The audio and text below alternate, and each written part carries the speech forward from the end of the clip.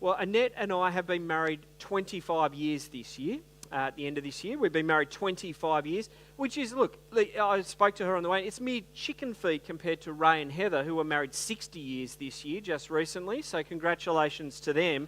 That's right. I mean, 25 years, Annette would still be out of jail by now if she killed me. But, 25 years is how long we've been married this year. And look, I can still remember our wedding day so clearly. I can remember the tears and the stress around getting the outfit and the makeup just right, and that was me. I can remember when I saw Annette appear for the first time in the building, kind of up at the back through the doors there. She walked in her wedding gown, and I remember looking up and I started to weep for all those girls who would miss out on dating me, right? But like that, I can remember that wedding day clearly. But one of the things I can clearly remember is I had no doubts. Like, I didn't have that night before, gee, what am I doing here kind of thing. I didn't have that at all. And I've never actually asked Annette whether she did, because I don't know if I want to know the answer, right? But there are couples, when they get married the night before or just before, they kind of have this freak out moment where they start to question what are they doing and whether they want to get married. They might start asking questions like, is this the person that I want to spend the rest of my life with? Is this the person that is the right choice for me? I've seen how they chew their food. I don't know if I can live with them for the next, whole many years or whatever it is, Is there somebody maybe that I'm more attracted to or more suited to? And so people sometimes kind of freak out a little bit and ask those and other questions. Well, here, we're going to read Numbers 14 in a moment. If you've got your Bible, you can turn there. We're going to get there in a second. But here in Numbers 14, it's kind of like it's a bit more than this, but it's kind of like they're engaged.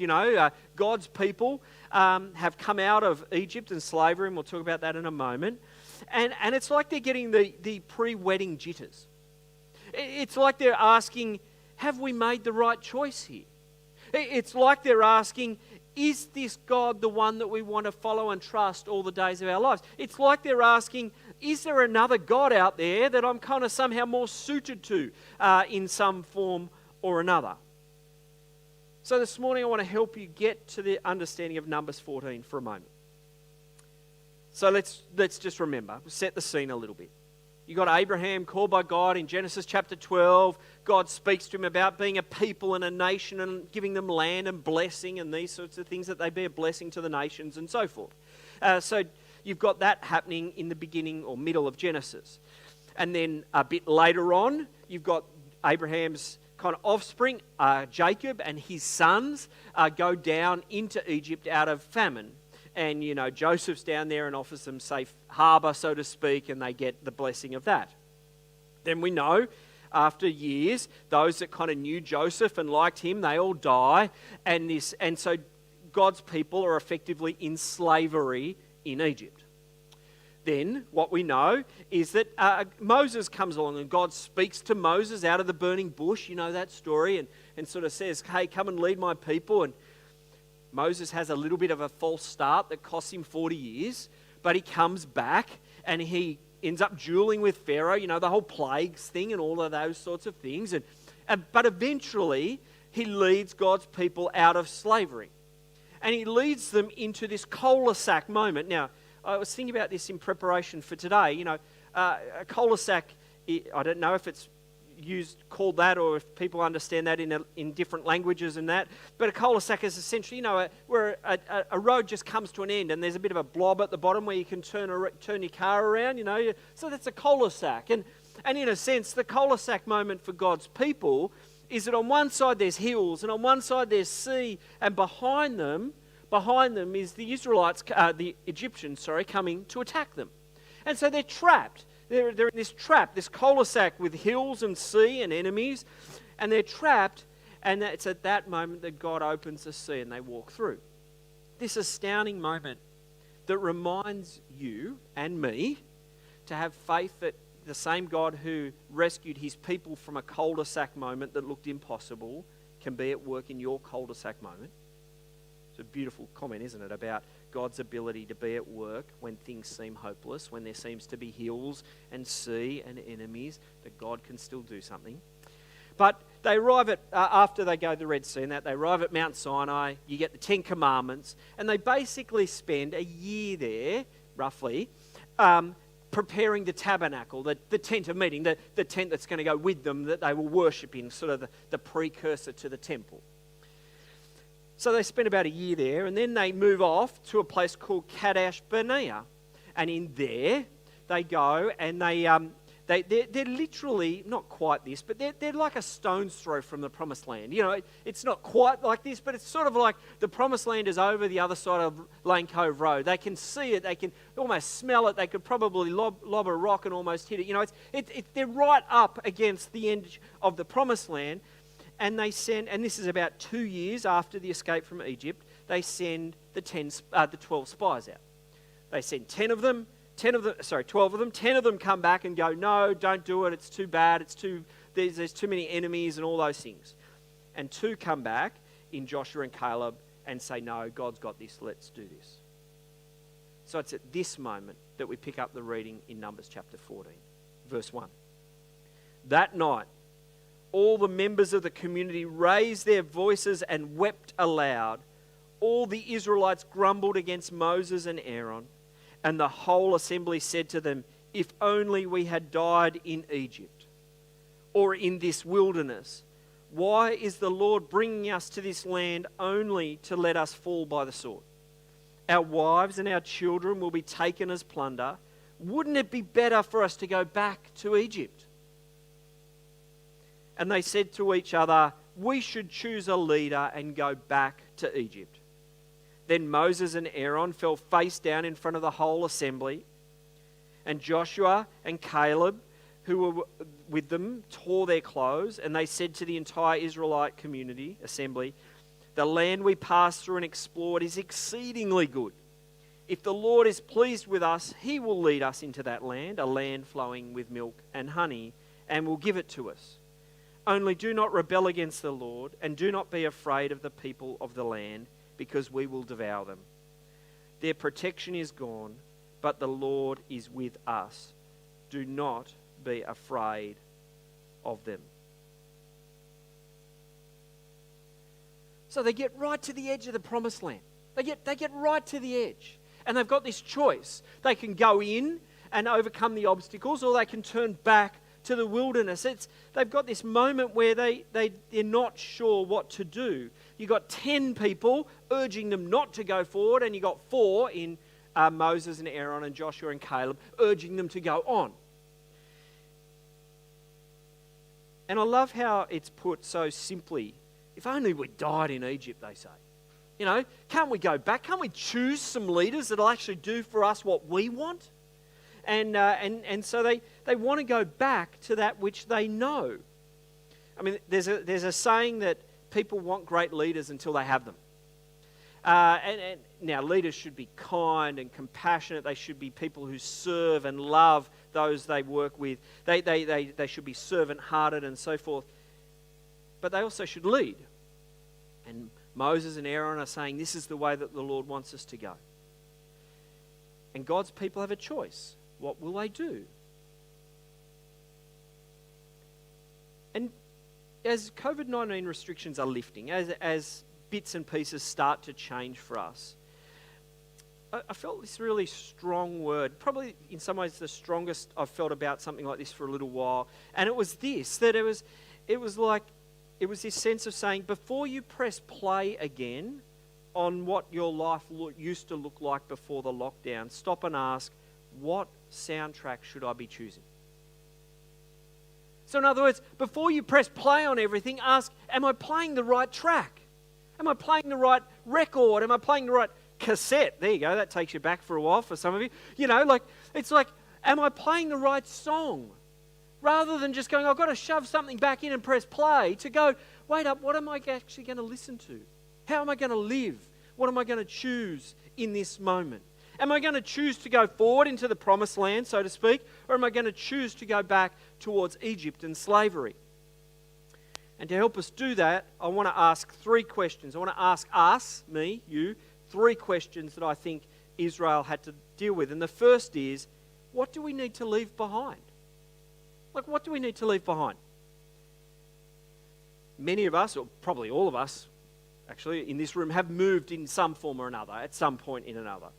One of the joys about moving is you get to kind of go through your stuff and say, actually, I don't really need this anymore. You know, I'm going to give this away or sell it or throw it out or whatever. In other words, you make some choices.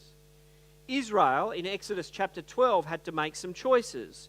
Listen to how it's put. This is just before they exit Egypt. It says, Pharaoh says, during the night, Pharaoh summoned Moses and Aaron and said, "Up, leave my people, you and the Israelites, go worship the Lord as you have requested." So when they're released from Egypt, they've got a few things to leave. And to be honest, they're not evil things, are they? They're land and food and shelter and, you know, some of these sorts of things that they leave. They leave the relative security of Egypt, even though they were slaves. They leave their dwellings or their shelters. They leave food that they know and so forth. There's a few things that they leave. Now, some of you have moved country. And when you move country, you will have left some things behind because you, at the end of the day, go, they don't really matter. But there's other things that you go, I'm not going to a new place without this or that or whatever it happens to be. But Israel left all of those things. Now, I just want to say this to you. If Israel had never left those things behind, they would never have found freedom. They would never have escaped slavery. If Israel hadn't let go of whatever it was that was, in a sense, they had to let go of, they had to leave, they would never have found freedom. I mean, it's simple, but it's so profound. If they'd have held on to them, they would still be stuck in Egypt. But they let go. And so I want to ask ourselves, I want to ask you this. What is it that you need to let go of from your old life to help you embrace the promises of God more fully? What were you doing before? It might not have been evil and bad in that sense. It just might have been distracting. Or it might not have been God's best for you or whatever it happens to be. But simply this, to ask, what should I leave behind so that I can enter the promises of God more fully? So if you're in lockdown, you ask, what should I leave behind? You ask, secondly, what do we need to carry with us? Yes, we say no to some things, we leave them behind and we move on, but we say, yes, we must take some things with us. We must carry some things with us. Listen to what Exodus 12 goes on to say. It says, take your flocks and your herds as you have said and go. But bless me, this is Pharaoh speaking. The Egyptians urged the people to hurry and leave. For others, they said, we'll all die. And so the people took their dough before the yeast was added and carried it on their shoulders in troughs wrapped in clothing. The Israelites did as Moses instructed and asked the Egyptians for articles of silver and gold and for clothing.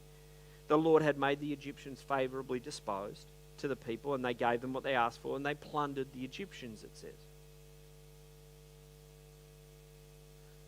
So when God's people left, they had to leave some things behind, but they had to carry some things with them. This passage tells us things like they carried dough without yeast. They carried the plunder from the Egyptians. They carried their flocks and their herds, so to speak. They took them with them as they went out. And before you jump back into life as it was before, I want to ask you the question, what do we need to carry with us? And in some ways even more strongly than we did before, so that we can help embrace the promises that God has for us. So it might be that you were carrying something okay, and it's kind of like you might have been carrying something and playing with it a bit, and it's almost like God wants you to go, not only do I want you to carry it, but I want you to embrace it more strongly. I actually want you to kind of make this more of a priority. I want you to carry this in a different kind of manner than you were. So there's this sense of carrying those things because we can enter the promise more fully.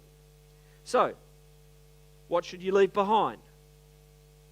What should you carry on with from before, and in some ways carry on with even stronger than you used to? And lastly, what I want you to consider is, what should you start new? What should you start new? Some of you in this room and watching have left countries. You've started completely new. So you might have had to learn things like driving on a different side of the road. You might have had to learn a different language. But there are some things that you have to start new. In God's people, when they left Egypt, they had to start some new things. Ponder it for a moment. They leave Egypt and they get not just the Ten Commandments, but they get the Ten Commandments and the giving of the other things around that. All of a sudden, God's people have received a whole new way to function as a community. They were given this whole new set of kind of guidelines for living, so to speak, that they were given. There was this new thing to start practicing. For instance, in Pharaoh, they didn't get Sabbath, and all of a sudden God goes, hey, listen, I want you to have Sabbath. There were all these new things that they had to deal with. Think about it for a moment. There was new ways to get food and water. There was new ways to be guided by God, by pillar and fire and cloud and those things. There was a bunch of new things. New experiences, new times, new things that they had to do in order to be God's people going forward. The danger, I think, is this. Here's what I think one of the dangers is. I think one of the dangers is this, that as we start to ramp up to life, we don't pick up the new things that God might have for us, because we just go back to what we knew before. That in our, and here's what I said, that if we are not careful in our race to normal, we will actually be going back to Egypt instead of the Promised Land. Last year I spoke about Sabbath, and again I'll just go to the last of those quotes, please. But last year I spoke around Sabbath, and I used a quote by Brueggemann, and in it says, "We are much inured to Pharaoh's system, for our motors are run at brick-making speed." In other words, let's just for a moment longer pause and say, what sort of life does God want me to live going forward? Before I press play and go back to normal. What could actually be better going forward? Different going forward, new going forward? What do I leave behind? What do I carry on? And what do I pick up that's completely new and say, that's how I should live? What new things should you pick up? How do I finish? Let me do it this way. A couple of years ago now, I played baseball. I hadn't played for about 28 years, hence my shoulder surgery last year, because my head thought I was 18. My head thought I was 18, and my body decided that my head was wrong. And so, hence throwing my arm out and having surgery, and I think putting the physio's daughter through school or something like that I helped, or whatever it was, you know. But I played baseball. And one day, for a while, I'd look at, most of the team were older, right? And there was a couple of younger blokes, most of them were older. And I remember looking at these old blokes and thinking, isn't it good that they're still out having a go at their age? Right? I honestly looked at them and I thought, good on them for still playing sport at their age. I think it's great that they're still having a go. And anyway, one day after a game, we were sitting there chatting, and we started talking around age. And my cousin and I, who I played with, who's on the team, he and I are literally 3 weeks apart. We are almost 3 weeks to the day apart in age. And you know what we realised, don't you? The two of us were the two oldest blokes on team. You know, good on all those old blokes for having a go. I'm the oldest of them, right? And so in this moment, I realised, here I am saying, look at all those old blokes, and I am one of them. In the same vein, I can look at the disciples go through the early part of Exodus, and they're the people of God go through the early part of Exodus. They're grumbling, and they're ungrateful, and they see God do a miracle, and then they don't have faith for the next miracle. And it would be easy for me to look at them and say, look how silly they are. And then I realise, like baseball, I'm one of them. How easy it is for us to just in a moment forget and start to grumble. How easy it is for us to forget a miracle that we got yesterday when the trouble we face today. How easy it is for us to look at them and go, how silly are they? And then we realize, I am one of them. And so today, I want to encourage you. I want to implore you. I don't know a stronger word than to say, I implore you not to go back to Egypt. Not to go back to what's familiar. Not to go back to that which you know easily. Not to go back to your old way without first pressing pause and saying, hold on, what would God want to say to me in this moment? What would God want to say to me about what I leave behind? What I carry more strongly, and what I grab that is new about my life, so that I can enter into embracing the promises of God more fully and regularly. To consider what God might be calling you to in this season. COVID-19 has been bad for lots of reasons, including people dying. Some of you have lost jobs or work or income. Some of you haven't, but you know, I've got friends who it's impacted so profoundly. But I want us to ask the question as a church, what should we leave behind that we were doing before? What should we carry on, and even in some ways carry on more strongly, that we were doing before? And what should we do that's new? And as individuals, I want you to ask the question for yourselves, what should you leave behind that you were doing before? And I'm not even saying it was bad and sinful. I'm just saying it might have been somehow stopping you living in the promises of God more fully. But what do you leave behind? What do you carry on with and in some ways even more committed to? And what do you say, actually, I'm not going back there ever again. I'm going to pick up this something new. In the Psalms, there is this word that is used called Selah.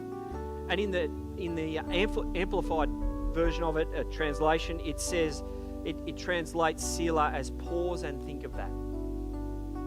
And so I encourage you this week to just pause and think about God, what He might be saying to you about what to leave behind, what to carry on, and what to start new. To pause and think of God's call, not to go back to Egypt.